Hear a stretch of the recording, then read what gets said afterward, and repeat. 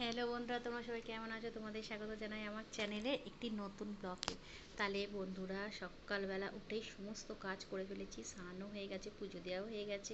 তোমাদের সঙ্গে অনেকদিন গল্প করা হয়নি, তাই চলে এলাম তোমাদের সঙ্গে গল্প করতে। তাহলে চলো তোমাদের সঙ্গে গল্প করব, আর কী কী করবো তোমাদের সঙ্গে শেয়ার করবো। তাহলে চলো কী করি বন্ধুরা, তোমাদের সঙ্গে শেয়ার করি, তোমরা আমার ভিডিওটা দেখতে থাকো।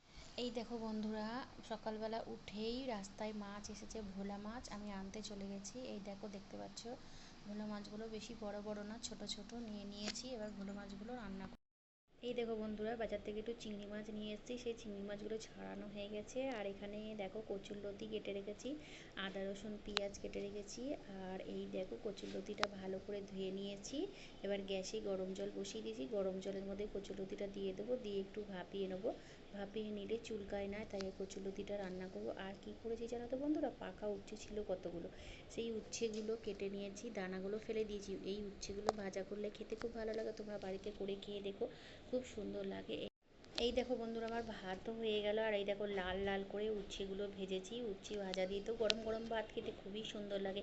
আর তার সাথে করে ফেলেছি বন্ধুরা, এই দেখো মসুর ডাল, ঘন ঘন মসুর ডাল।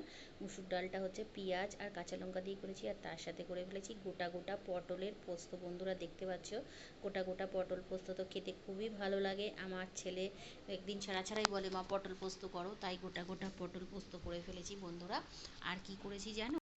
আর এই দেখো বন্ধুরা, যেই ভোলা মাছগুলো নিয়ে এলাম, রাস্তায় ভোলা মাছ এসেছিলো, সর্ষে কাঁচা লঙ্কা আর কালো জিরে ফোড়ন দিয়ে করে ফেলেছি, টমেটোও দিয়েছি। খেতে খুব সুন্দর লাগে বন্ধুরা, তোমরা কিন্তু করে খেয়ে দেখো, খুব ভালো।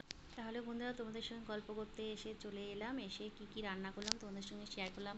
ওই উচ্ছে করলাম, ওই উচ্ছেগুলো ওরম পাকা উচ্ছে খেতে খুবই ভালো লাগে বন্ধুরা, তোমরা বাড়িতে করে খেয়ে দেখো।